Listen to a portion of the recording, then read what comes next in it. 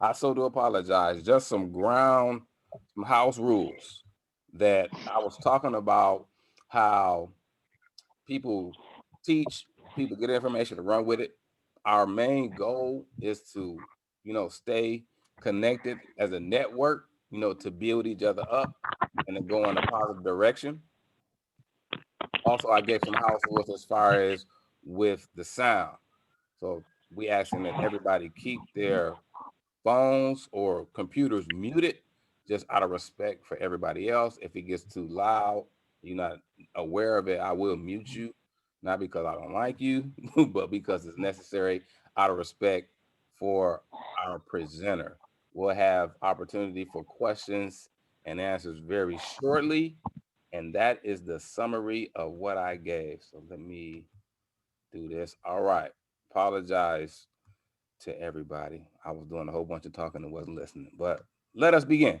The basics of how to get into real estate with little to no money. Welcome, Oh, welcome, welcome.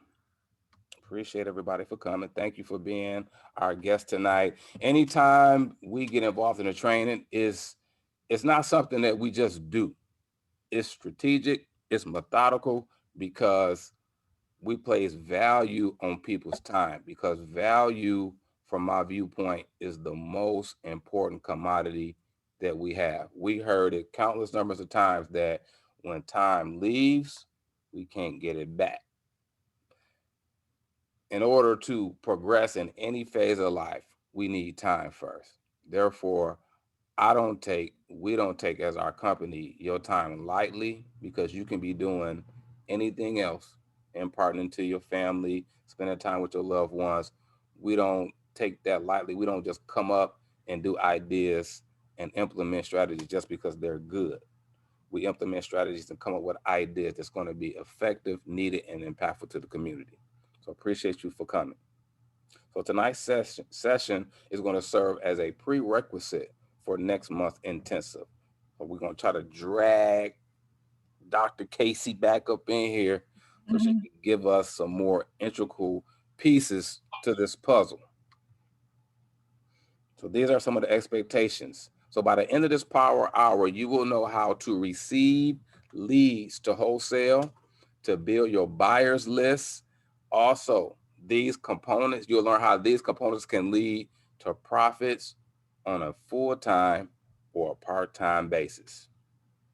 Real quick, we won't spend a lot of time on my little twin. He's a nice person though.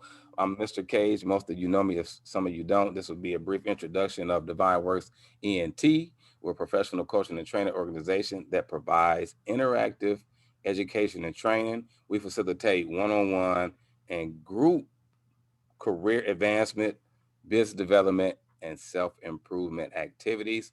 I was born and raised in Joliet, grew up in a very impoverished environment where drugs and prostitution were a norm. But thank God for my family and my community helping me come out. And as I come out, my goal, my assignment is to bring other people out as well. I've been training in the Chicagoland area for over a decade now. It's going on about 13 years. I volunteered with various organizations. I'm a certified life coach and certified anger management specialist. I work in tandem with Mr. Ernest Krim at Joliet Central with the Black Student Union. And I'm also a community rehabilitative specialist. Basically, what I do is mentor youth and bring impactful information and trainings to the community to rehab. So when you rehab, since we're talking about real estate, Casey, when we rehab a house, you rehab from the inside out. So you can do whatever you want to do in terms of the external or the outward adorning or the presentation of the house. But if I go in it and it's tore up, then that's a different story. As a parallel, my responsibility is to help people build inside and out so they can have strength and fortitude and understand who they are. This lady right here is Miss Casey Waller. She was born in Chicago, Chi-Town. What side of Chicago were you born? Southside. Okay, South Side. Southside. All right, don't hurt nobody. But she was raised in Joliet. She's a mother of five and is married to her best friend, Maurice Waller. Tear, tear. Casey and her family now reside in Plano, Texas. Growing up, Casey always considered herself as an underdog, but or because of all the odds she had to face, such as growing up without her mother and father and becoming a teenage parent. Some thought it was a hindrance to her life, but she saw it as a motivation. She saw it as fuel to as a chance to prove all the naysayers wrong. Casey had a challenging life as she lived in shelter homes and witnessed domestic violence. Herself and her brother almost lost their lives twice because of their mother estranged boyfriend who wanted to use them as bait to hurt their mom. Tremendous story. We Mhm. got people coming in. All right, she thanks God for his protection and throughout it all. Instead of allowing these situations to affect her in a negative fashion, she made a choice to use it as fuel to power herself and her life forward. And because of all of that and her experience, she feels that she can better understand others as they go through their storms, and she can be a help to those who need her. Now, I'll pass the mic to you. Let me go back to that slide. I apologize. And if you can go in a little bit more in depth about who you are, your organization, we're all ears. Yes. Hey, good evening, everyone. Thank you, Marcus. I appreciate it. And I usually hate this part because I really don't like talking about myself like that, but just a little bit. I definitely had humble beginnings. Was born in poverty. My mother passed when I was 8. My father was not really there in my life until I was about 13. And he, wasn't there like that. So I stayed with my grandparents in Joliet. And I went to Central. I also went to West. I graduated from Central because I was, Preston Heights. That's my hood. I stayed up on Luana, so that's where my roots are. That's what I really feel. But for about 11 years now, I've been in Texas, and I really feel like it was a strategic move that God did for me personally to get me exactly where I am today so that I can, really help people. That was always my desire because I was one who was limited always. Everything that I ever wanted, everything that I felt I needed, it was like I always had to fight extra hard to get it. And I think that's why I'm passionate about information. I'm big on seeking. I have to learn. I have to learn because that was my foundation anyway, because I didn't have everything that I needed. So at a very young age, I began to learn how to seek, and it's just a part of who I am now. And because of that, one of the benefits is that I learned so much, in different arenas that I feel are important to be successful. If we're talking about in terms of business and finances. So as the years have gone by, my husband and I, we're separate because a lot of people think that when you're married, we're one. Don't get me wrong, but we are individuals. So I actually started real estate more so because that was what my husband loved. That was his passion, his desire. So me being his wife, honestly, I'm going through that, and we did it together and still do. But for the past 6 years, we really have been able to leverage real estate to catapult us in other things and helped us launch other businesses. So it has been our foundation. Because of real estate, I've been able to do every single thing that I'm doing right now. So that's what I want to share with you all tonight is a little bit about our story, how we got started about 6 years ago.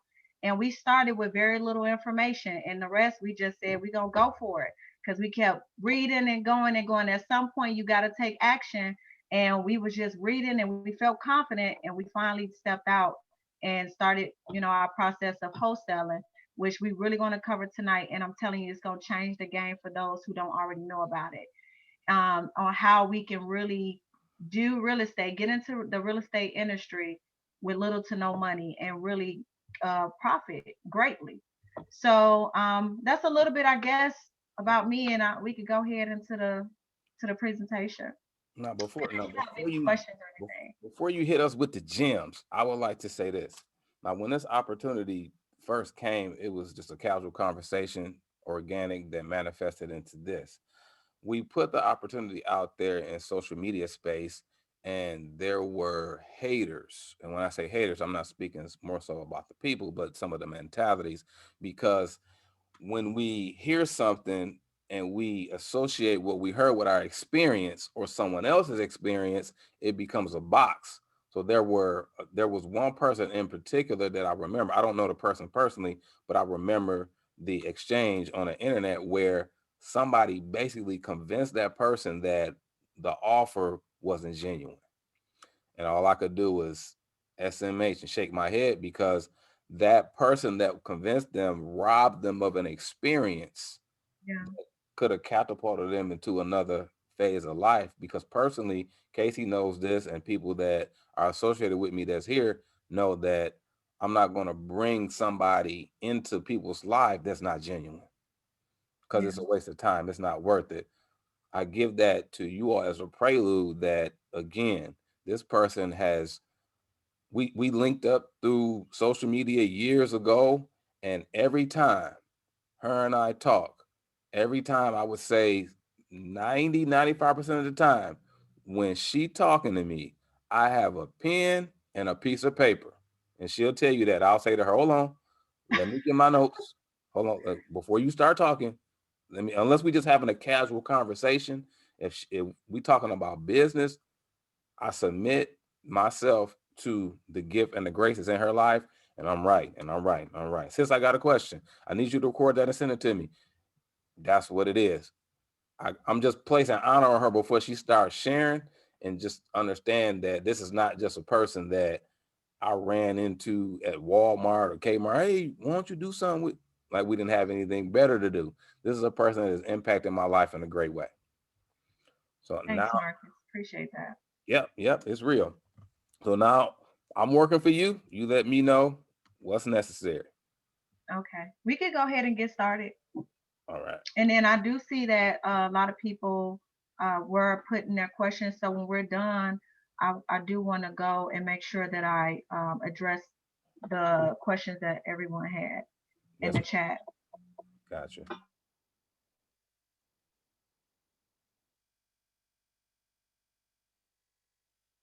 Okay. So when opportunity knocks get the door, this is it speaks to me because you never know what's going to come in your life. For example, for us, we had first started in entrepreneurship because someone had called us and said, hey, this is what we're doing, and I want you to see it. And I always feel like whenever opportunity comes, we can decide if we want to open the door or not.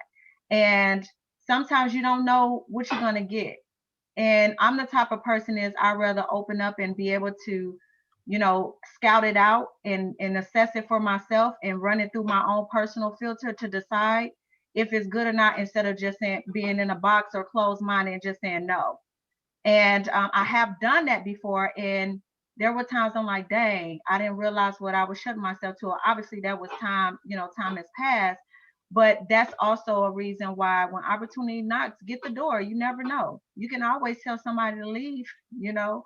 That's my mentality. So that's more of why I'm saying when opportunity knocks to get the door.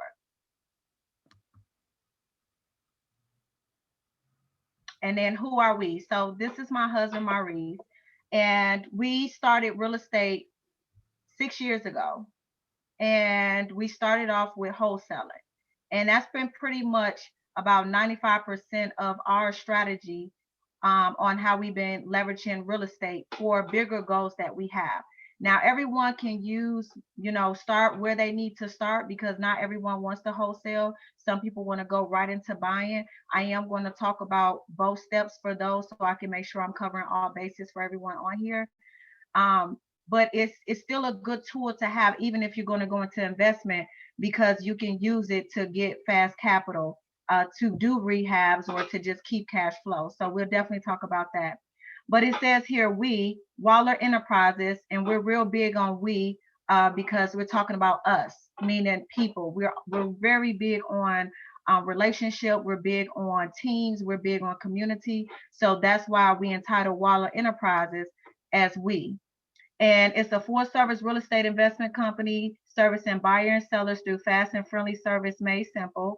Having already been a trustworthy, viable solution for many Texas based happy customers, we, Waller Enterprises, takes great pride in negotiating and closing fair deals.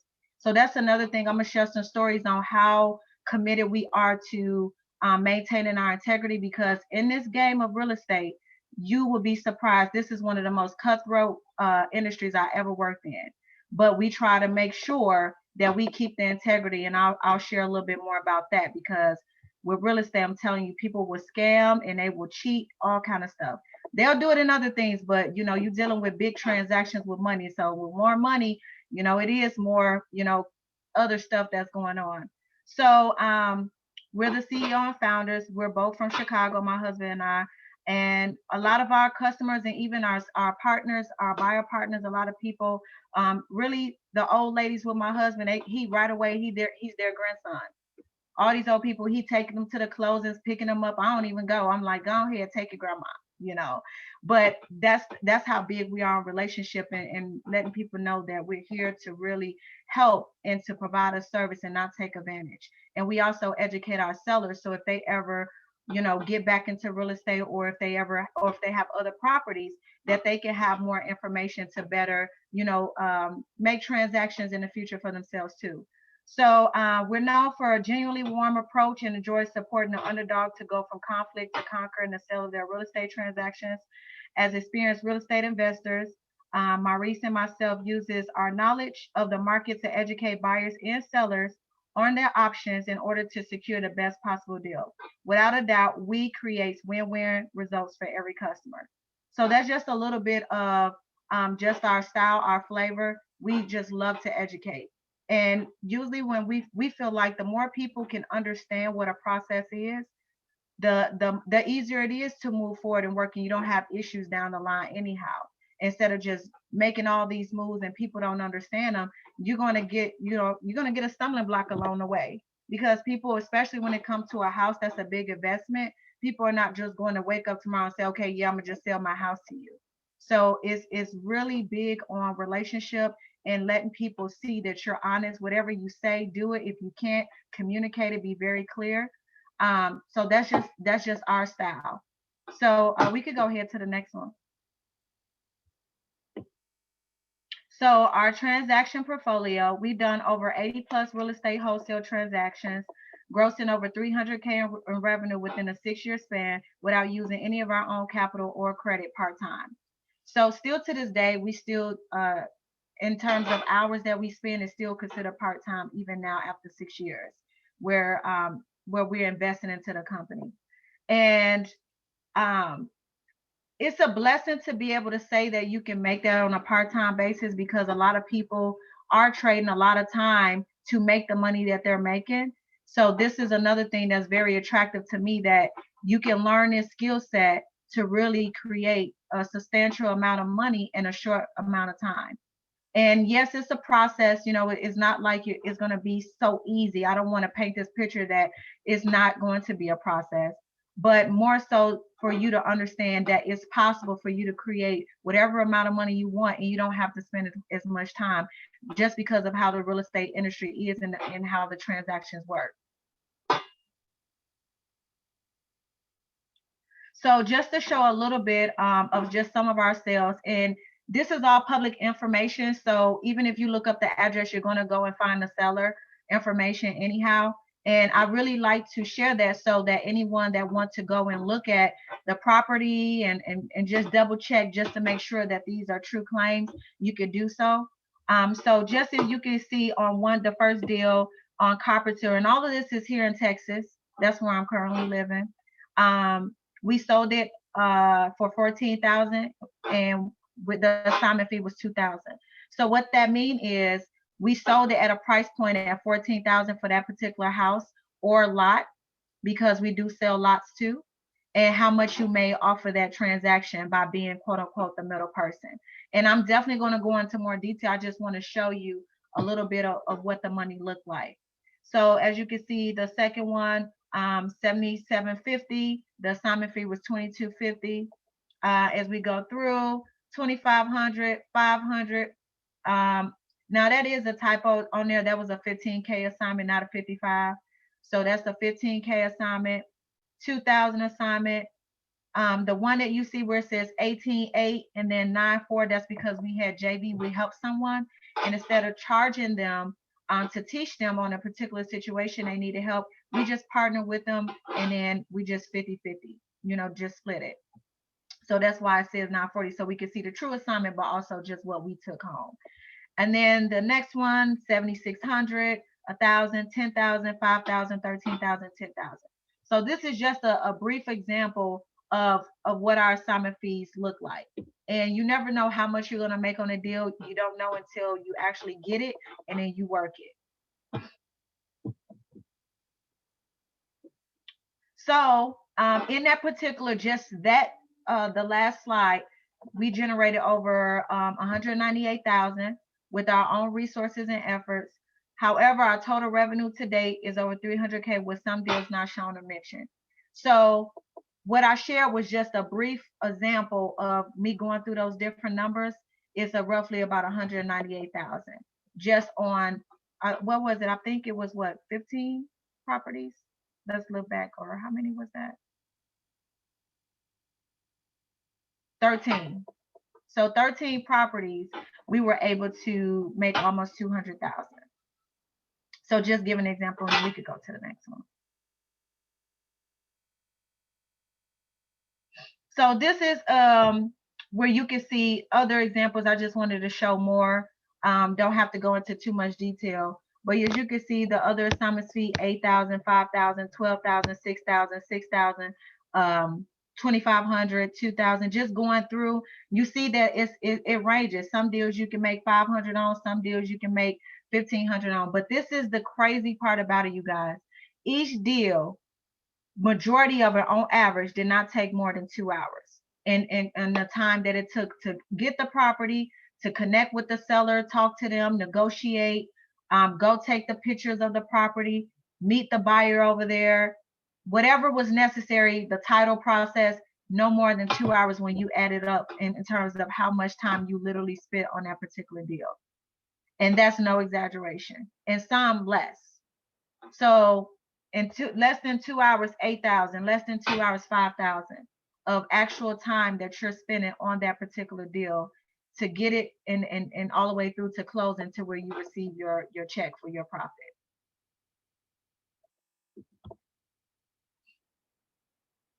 So as an investor, real estate is so broad. There's so many different avenues in which you can participate in on how you want to play in the real estate game and whatever your goals are. So you can start as a bird dog. And basically a bird dog is someone who scouts out for properties and send it to somebody else. So and then you get a fee for it.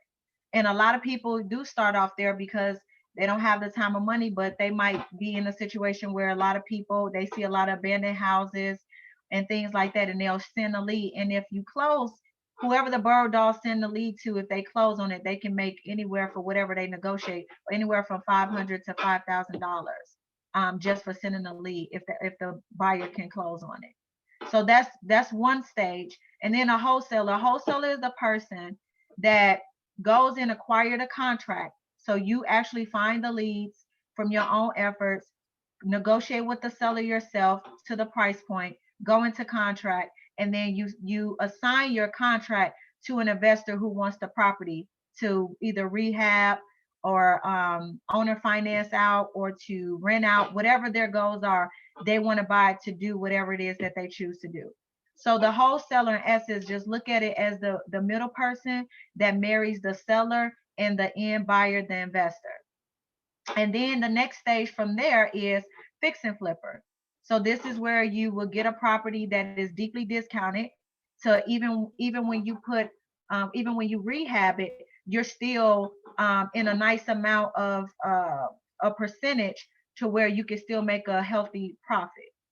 So that's usually how it works. So usually like the shows we see on TV, HGTV and all of that, they fix it, they buy it at a certain price point, then they rehab it, put however much work it needs to get the top dollar for it, and then they put it on the market and sell it at retail. The only way that an investor is going to buy a property is if it's going to be profitable. No one is going to buy a property that is beat up, need all kind of work at full price. So that is why wholesalers technique is so amazing and it's attractive to investors, because you do all the hard work. And because you do the hard work, they get to just go get the contract once it's assigned to them and buy it, and then they go and fix it up and or do what they're going to do with it without ever having to worry about negotiating with the seller or nothing. They just have to talk to you, but all the hard work is done. You already negotiated the sales price and you're already in contract and it's already a title.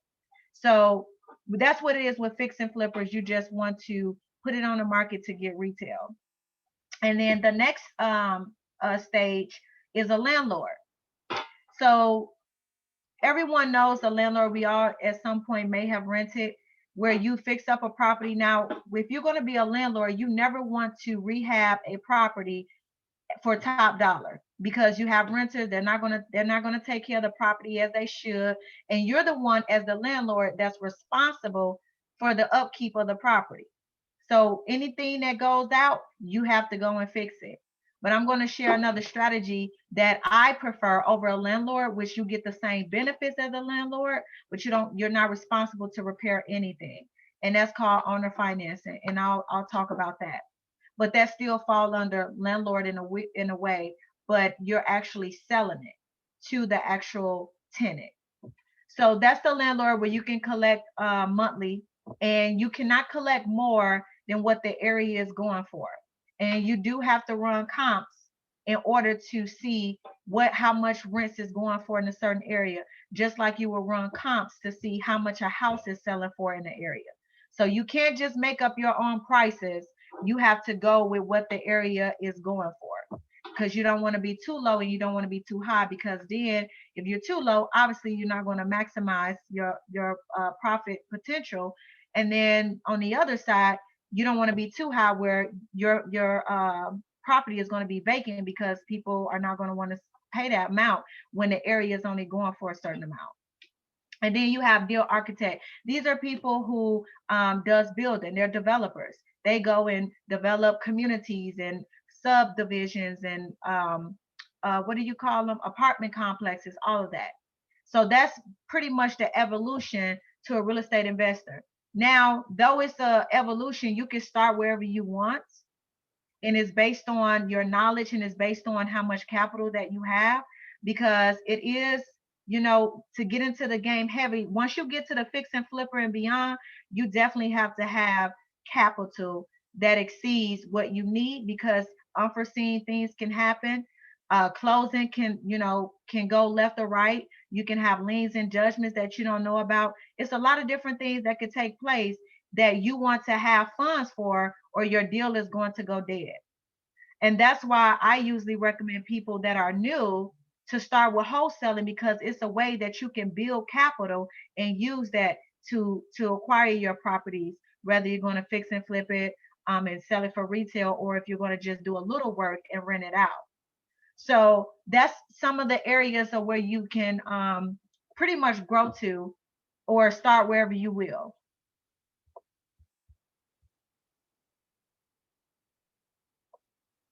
So what is real estate wholesaling? When a wholesaler contracts a home with the seller, then finds an interested party to buy it. The wholesaler contracts the home with a buyer at a higher price than with the seller and keeps the difference as profit.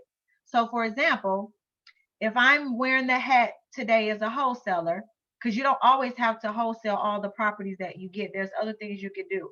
But if I'm going to wear my wholesaler hat today, let's say if I get a property that's the area is worth 100,000, and I get it with the seller and negotiate for 50,000, I now have this contract at $50,000.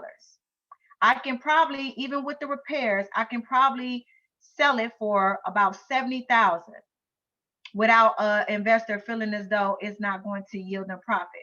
So I now have a 20,000 margin I can play with that's mine, because the house is worth 100,000. I'm getting it for 50,000. So I'm going to find a buyer who wants another fellow investor who literally wants to buy it themselves to do work on it.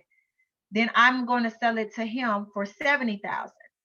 When I sell it to him for the 70,000, he's really going to pay the 50,000 for the property. That 50,000 is going to the seller, and that 20,000 is going to go to me for an assignment fee.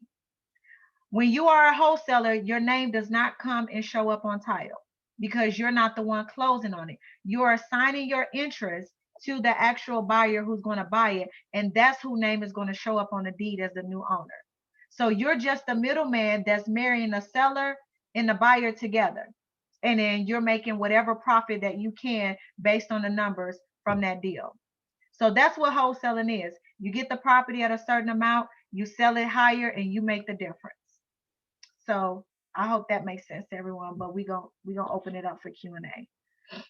So it's a very unique thing. So literally, you guys, we just follow these 10 steps for every deal that you saw on there, because all of those were wholesale deals. We just follow these 10 steps.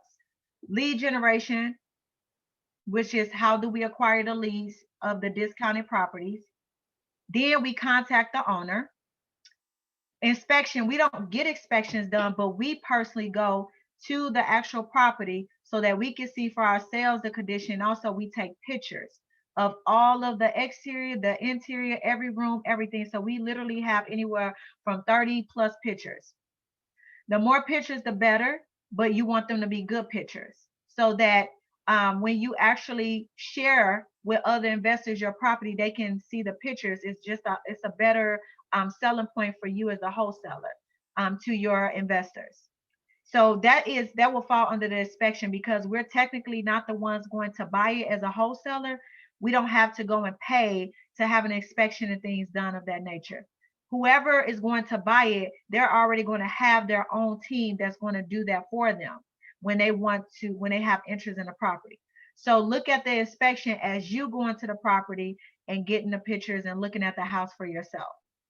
Then once you do that, now based on you looking at the comps, which is being able to go into a particular area and see what a house is going for that's similar to that house. So you can't comp a house that has 4 bedrooms and 3 baths to a house that's 2 bedrooms and 2 baths. That's not a similar comp. You want to find something, if it's 4 bedrooms, you want to find something that's 4 bedrooms, similar square footage, very similar, so that you can get the most accurate ARV, which is the after repair value, meaning once this house is fully fixed up, how much is it worth? So ARV stands for after repair value. ARV, after repair value. Every house has an ARV, even the ones that's messed up, because it's going to be worth something. So if you have a house that's again worth, the ARV is 100,000 and you buy for 50,000, and then there's only a few thousand to get the house rehab, 15,000 or so. That buyer that you're going to assign it to is still going to be able to create a good profit. So I like to call it leave enough bones on there for them to still make money to do what they want, because that's in essence the goal of any investor. No one is going to invest to lose money or end up in the red. So once you look at the property and you ran your comps and you know what the house is worth, you now kind of gauge how much of repairs is needed. Now you're ready to make your offer to the seller. Once the seller accepts the offer, you will contract them. You will go into contract with them, a purchase and sales contract. No matter wherever we are going to wholesale, whether it's Illinois, Texas, Georgia, wherever, we are going to use the state, whatever the realtors use, the contract, we use that. We do not create our own contracts in terms of the purchase and sales. So once you make the offer, they accept, you're going to then go into contract with them, and then you're going to decide your exit strategy. And what that means is, as a wholesaler or just as an investor, you have several options. You can keep the property yourself because it's so deeply discounted and rehab it yourself and put it on the market, or put a little bit of work on there, owner finance it, or put a little work on there and rent it out. Or you can wholesale it. So you would know as you go through the deal what you're going to want to do with it, and that's considered your exit strategy. Okay, what are you going to do? Are you going to close on it yourself, or are you going to assign it to another investor? That's in essence what it's saying. Then if we're going to choose wholesaling, then we're going to market to our buyers list, which is fellow investors. These are people who are actively buying investment properties and they're building their portfolios. these are the people that are going to love you because you're doing all the work for them. So they're prime, you're prime to them, and vice versa. So once you market to buyers, you go, whoever likes the property, they're going to contact you, say, hey, when can I get over there and see it? They're going to start, showing interest, contacting you, figuring out how to go see it. Some will say, I'll do it, no sight, no scene, let's close now. So you will market to them so that they can see the property. They'll see the price point that you're asking. They'll see when you're trying to close. They're going to see pretty much everything that's regards to the property. Once the buyer, you find a buyer that says, yes, I want it, then you'll contract the buyer, but you go in a separate contract with the buyer, which is an assignment contract. It's not the same purchase and sales contract that you use with the seller. It's an assignment contract where you're literally putting on there the new purchase price, all the property information, and then they sign that. You send all of these contracts to the title company. That's where you see closing, because they're going to open up title and do the preliminaries, which basically they have to get a clear title. So once they open up title, they are going to run back for, so whenever year that house was built, so let's say if it was 1970, they're going to run title all the way back to 1970 to current day to see if there's any liens or any judgments on the property, because no one can close without clear title. So that's the title company actually protects you and the buyer. I'm sorry, well, everyone, the buyer, you as the wholesaler, and the seller. And in Illinois, they do use attorneys, so it operates similar way.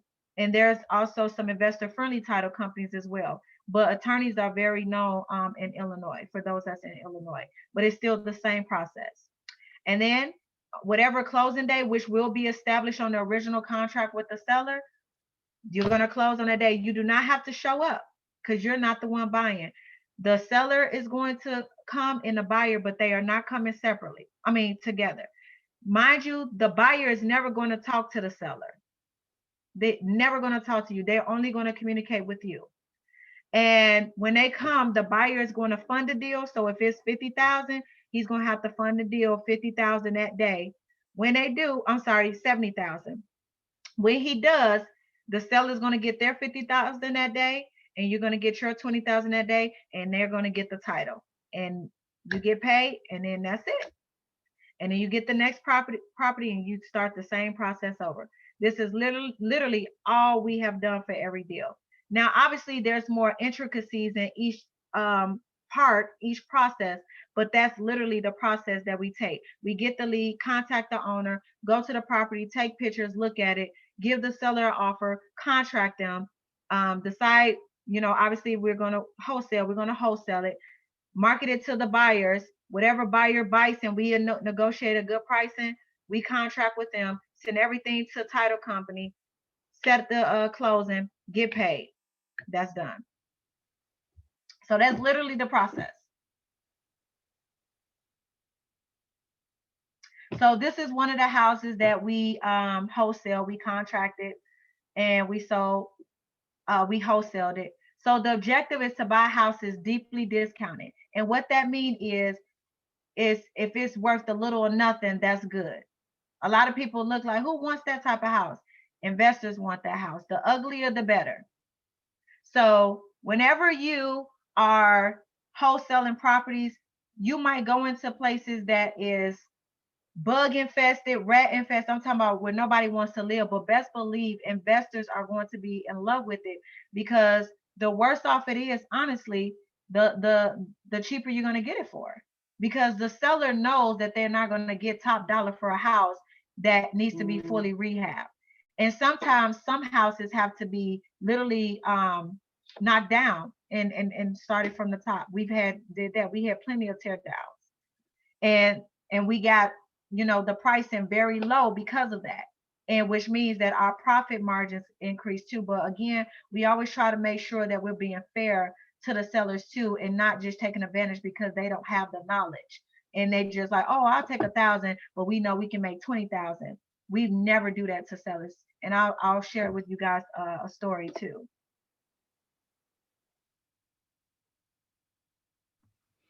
So I want to So just to kind of recap a little bit on the houses that we get, we actually at this point we don't do a lot of the processes that we did before.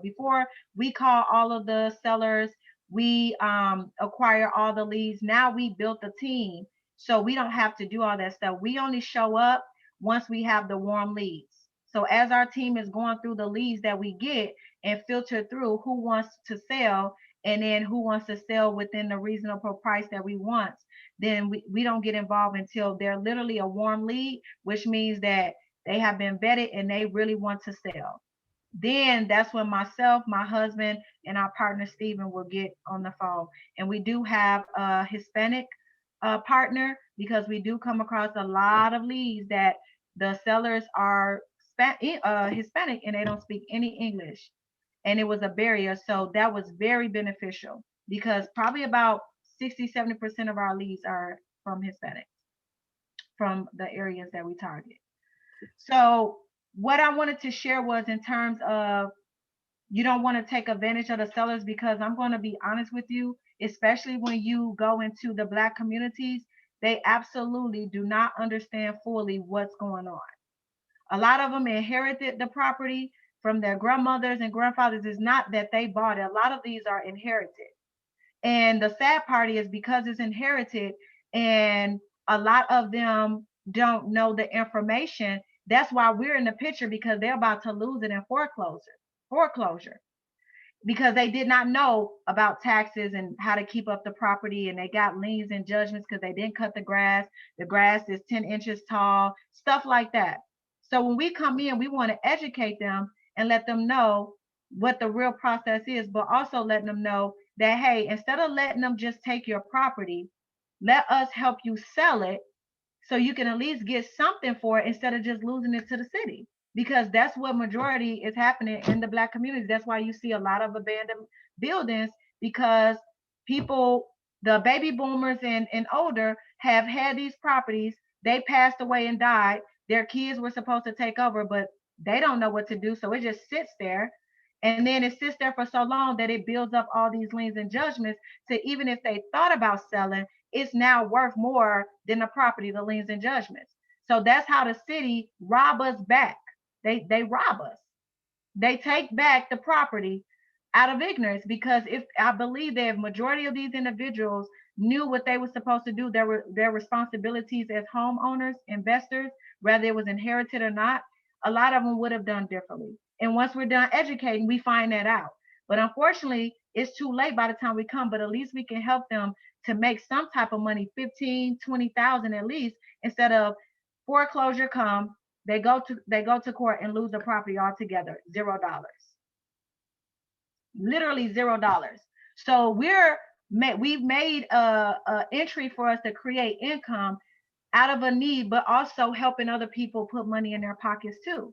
Because again, traditionally, when people go into foreclosure, they lose their property and that's it. And whatever money's been invested in the property, that's down the drain too. So we've been able to empower a lot of people, and then turned around and said, hey, so you making this money? Do you want to get back in real estate and do it the right way now? And some of them have. Some of them have come back and got it. So I'm gonna open it up, so because I do see you guys have questions, I want to open it up. Mhm. But that's the passionate piece, because a lot of our people are losing their inheritance out of ignorance, because they don't know what to do to maintain the property. And then it gets all these liens and judgments, and the city comes and take it back. Or if they do decide to sell, we had this happen a lot. They got $40,000 of liens and the house not even worth 20,000. Who's going to get into that investment? So now they're stuck. So now that they can't sell it because they're not going to get clear title, because no one is going to buy that property and be in the red for some liens and judgments that they didn't acquire. So now they're stuck. And then what's going to happen when they go through the time period, whatever state you're in, every state has a certain time frame where if you don't pay your liens and judgments by a certain time frame, they can come and take the property from you. Okay. And that's what's happening in our communities. That's why out of every community you see in our communities, the most vacant and abandoned houses ever. But if you go look up the properties, they're owned by Betty Jones. But guess what? Betty Jones died 20 years ago. Got you. Got you. It's Okay. so sad. Yeah. So we were Okay. ideally in a power hour, we do an hour, but just because of the content and the how extensive it is, I'm gonna extend that for maybe 10, maybe 15 minutes. And let's say this, Dr. Waller. let's let's knock down 3 questions, and then the other questions that we have, maybe we can answer those questions and put them in that private group on Facebook. Okay. Is that Okay. cool? Sounds good. Okay. Okay. Let me see. I'm gonna go through and see some. Illinois regulations in regards to wholesaling without a real estate broker license. Oh, yes, that's a good one. So because a lot of people are now getting into real estate on a wholesale level, they're now trying to put rules and regulations in place. However, it doesn't matter. And I know it's going to sound crazy because you're like, that's the law. But you have unlimited right to contract with whoever you want. Can no one tell you can't go and buy a property and sell it to who you want? So that was just, they know that people are afraid of regulations that's in with the state. So they will put up these different regulations, but it really does not apply to you unless you actually are a realtor, and you can't do certain things because you're licensed through them. When you are an investor as a wholesaler, you are independent and private separately from them. So you can sell as many properties that you want privately. And that's what a lot of people do. Do you guys ever see the for sale signs, for sale by owner? They chose not to go through a realtor. That's their choice. They don't have to, nobody has to go through a realtor to acquire a property or to sell a property. But of course, they're gonna have all the rules and regulations for if you're gonna operate within that field or that entity, if you will, or in that lane.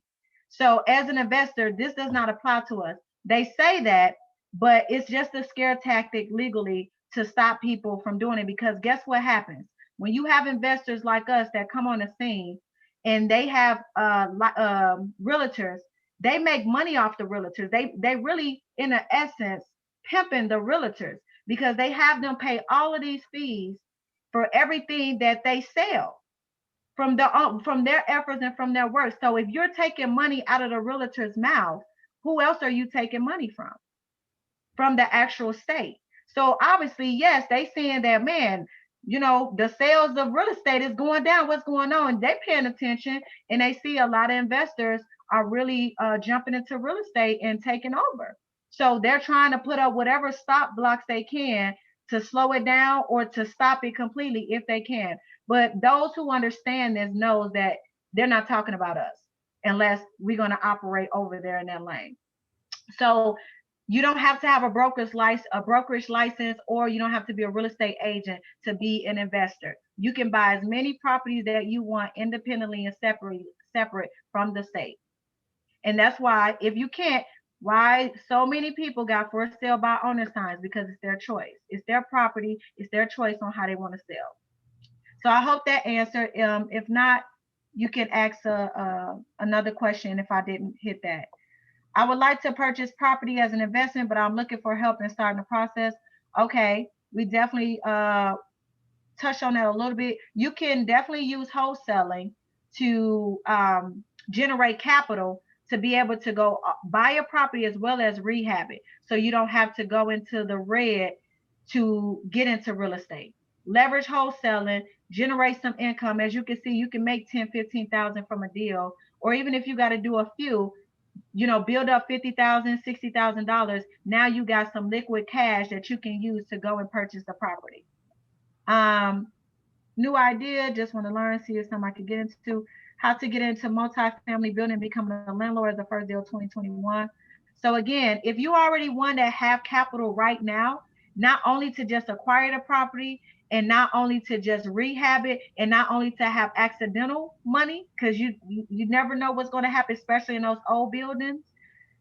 Then you can connect with a fellow wholesaler, and they will find it. They probably have it in their inventory already, where they have deeply discounted multifamilies. And if you don't want to go through a wholesaler, you can just go online and look at properties like Zillow, things like that. But wholesalers will be your friend for any investor, because they're already going to get the property deeply discounted, and they're going to do all the work for you. That's just my recommendation. I wanted to tackle this question because this is my young associate, my apostle Chris Husson. He had a question of how to use this strategy as the for-profit side of my church. Oh, you can use it to generate income.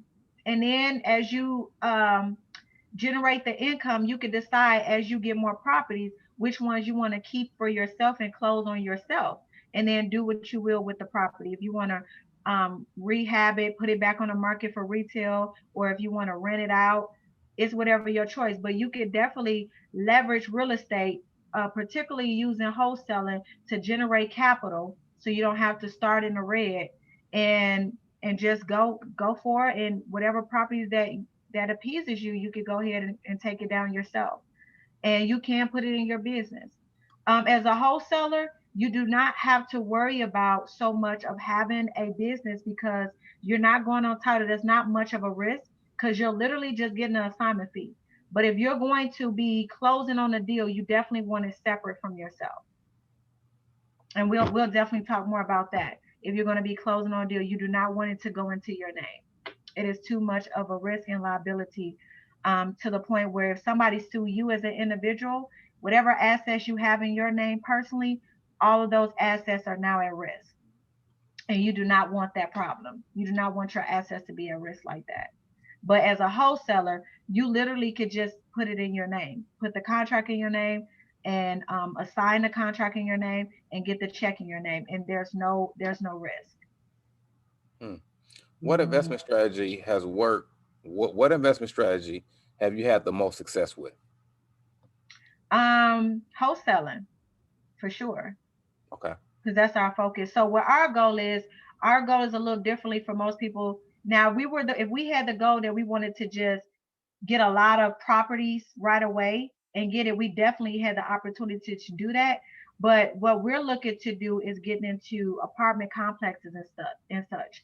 So for the capital that we want to build, mind you, we do this.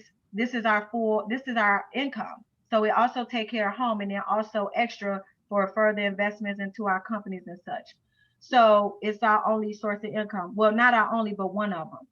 And then so it's mostly wholesaling for us.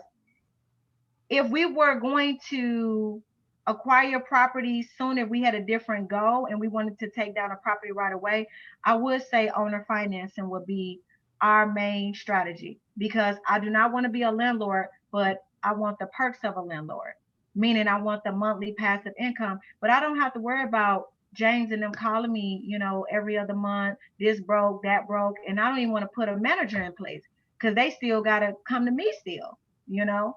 So you can still acquire that without worrying about the overhead it takes to maintain a rental. So, for example, let's say if you have a rental property and you're clearing $600 passive a month. So out of that 600, you got to take care of property taxes.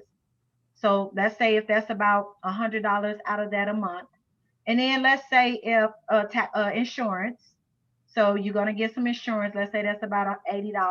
That's to make it easy, $100. So now you're talking about $400 cash flow. But what if the plumbing goes out? You got to pay for that plumbing. So when you're done, you're probably looking at about $100 passive income after being a landlord. Now, in that same scenario, if I own or finance it, meaning that I become the bank and I sell you this property and you paying me for over 30 years, and then once you pay, then I'll give over the deed. Instead, you're still going to pay me that monthly, but I absolutely not responsible for nothing else. But I still will pay the taxes, but you're going to be paying that. But I'm just going to make sure I pay it. So you're going to be sending me that 600 plus whatever taxes so that we can still take care of that. So I get to keep all of that cash flow. So that's the difference. So that would be my strategy that I think will be the most successful based on our goals if we did not have a big goal that we have in the real estate industry. But right now, currently speaking, wholesaling is definitely our investment strategy. Any more questions you want to tackle before we wrap it up? Um, what should your credit be at to start this? You absolutely do not need credit. The most you'll need is probably $30 to do a deal, and that's so that you can do an option fee and then gas to go to and from the place if you want to add literally how much it will be. And then there are some cases, depending, some sellers do want earnest money. So there are strategies that we have that you do not personally have to pay for that. But there are going to be some sellers that's going to have that conversation with you where they say, "Well, I want 500, I want 1,000," things like that. Most of our deals we don't have earnest money, but we do what's called an option so that we can consider the contract, and also a clause so that if we do not move the property, we're not stuck personally to sell it. Because if you don't have a clause to protect yourself and you can't close, that seller could sue you in that case. But obviously, you do it in a way to protect yourself so you're not stuck in that situation. Mm-hmm. And then And that's another importance why you don't want to just run and go, because we did that. And what we learned the hard way. God protected us. I'm telling you, we was in a situation where we literally went in trying to go out with the information we had, didn't even know how much the areas were, negotiating pricing, and we had 30 days to close. On the 28th day, we was in 28 days and still didn't have a buyer. This was the very first time that we ever started in the real estate industry as a wholesaler. And thank goodness for this guy, Steven, Caucasian older guy. He called like, "Hey, what's up with this deal? You know that this house in the area won't even sell for more than 5,000."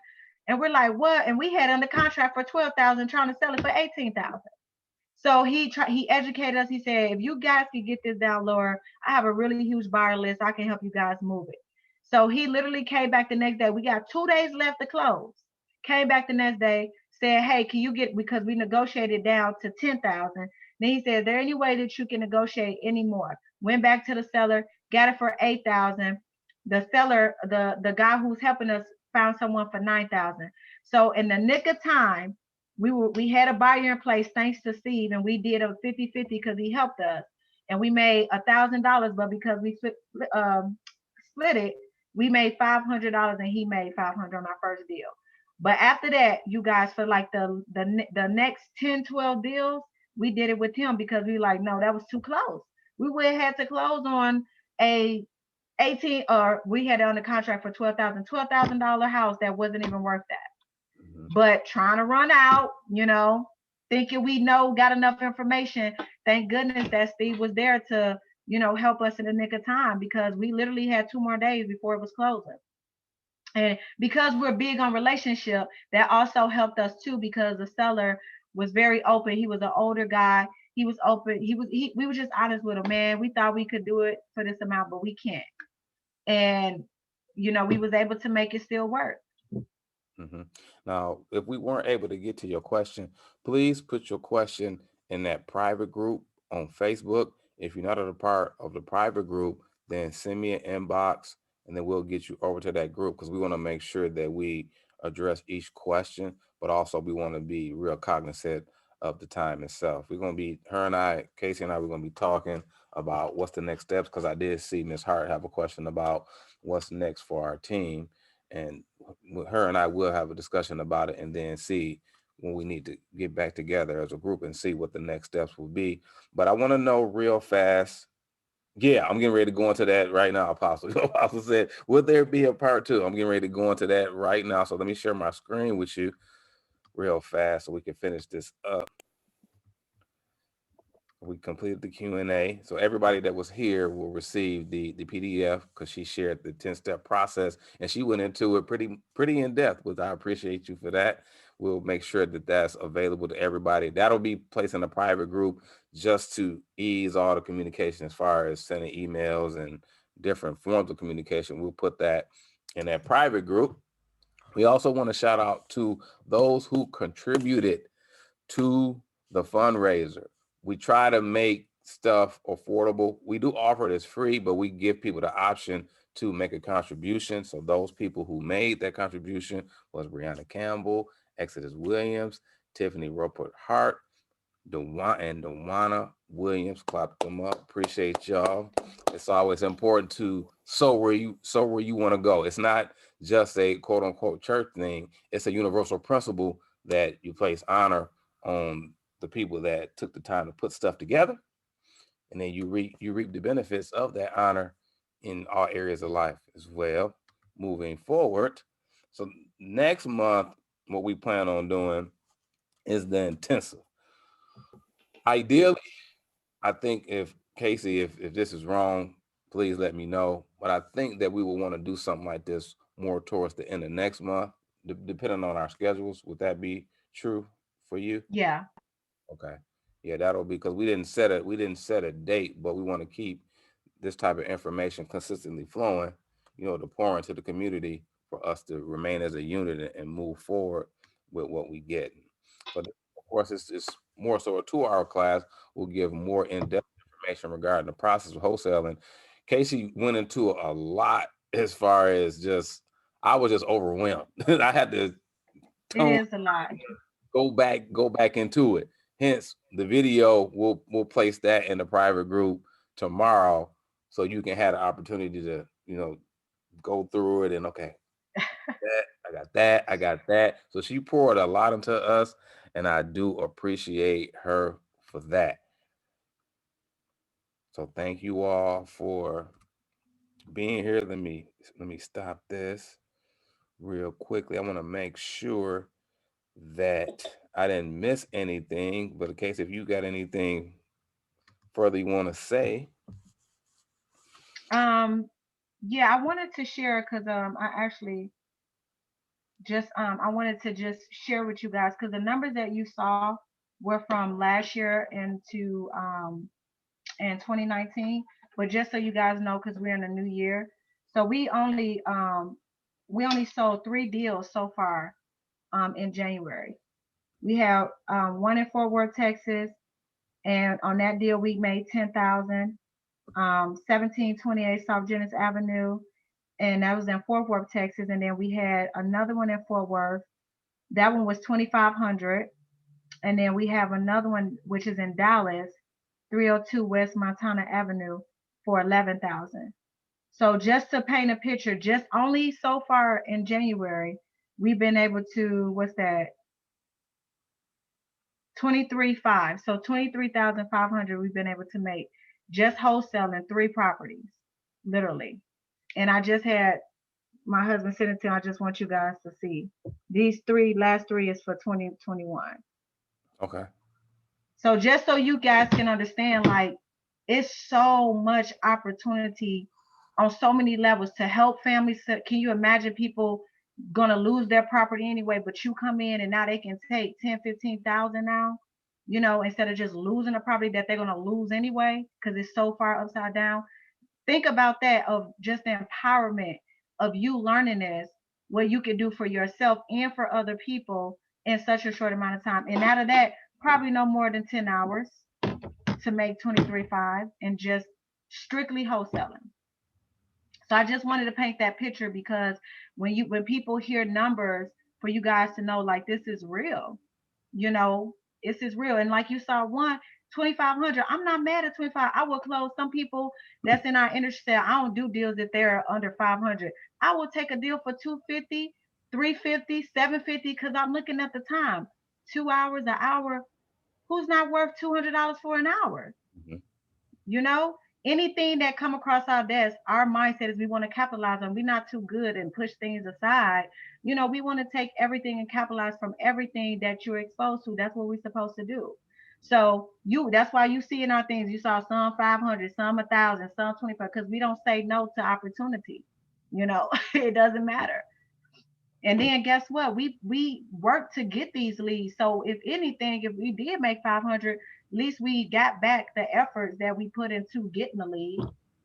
So just wanted to paint that picture. Just only in a new year, 3 deals, and we was able to do that. So that's what you guys could do. And that was my Very simple.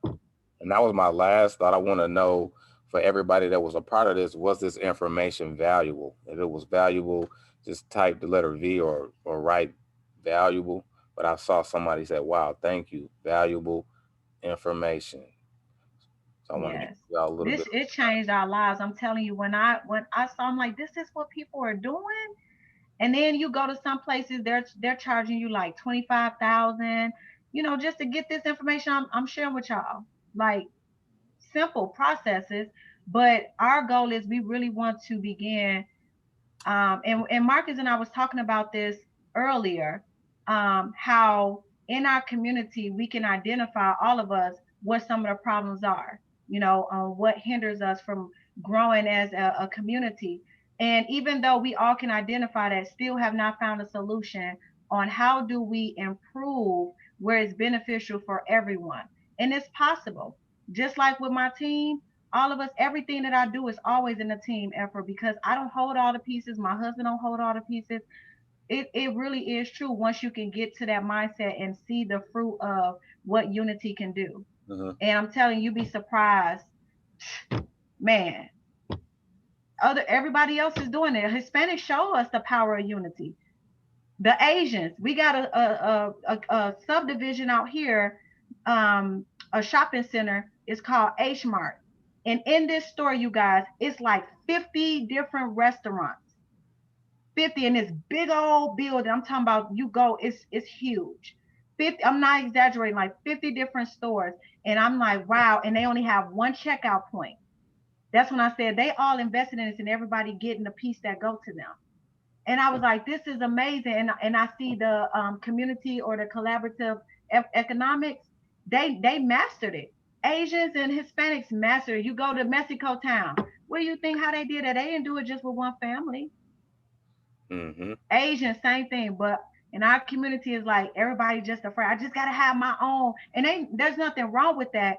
But to really impact, if you're the person like how myself and Marcus is, and you really want to impact and you're gonna benefit obviously in the process on that level, that's what it's gonna take. Yeah. But if it's fine. If you want your little hut in the corner, that's fine too. Nobody is wrong for that. But if it's in you, if you have that desire where you truly do want to impact on that level as well as your own life, that's how it's done. There's no other way. Mhm. And in summary, this is the reason why our company, as far as Divine Works, we went a different route, because there's experiences that I have in my specific expertise or discipline, but there are experiences that I don't have because this is not one of my specialties or expertise, but I'm connected with somebody. So why not bring that person in that's valid and join forces to get that information to the community and build a hub or a network where we can exchange everything that we have Yes. experienced up to this point and restore the community as a rehabilitative community specialist. That's the position that I decided to take. With that being said, make sure that when you jump back on Facebook, tag Casey and myself about the workshop, webinar, whatever you want to call it, how it benefited you. Make that a public, make that a public tag. And then in addition, any question that you had that was not answered, put that question in the private group, and then periodically we'll address those and get those questions answered as in a timely fashion. But we got to be considerate of Casey's schedule and her family and things that are of priority to her. But you can still put those questions in that private group, and then also shout us out on Facebook. Make sure you tag the both of us, because we want to. It's not so much about how many people we want to bring into it. It's not about the numbers piece, but it's about providing people an awareness that this information is here, it's valid. This person got the experience. We collaborate and we're willing to help to see everybody move forward, not just one or two people. All right, y'all. Absolutely. All right. Almost Well, I do thank everybody for coming.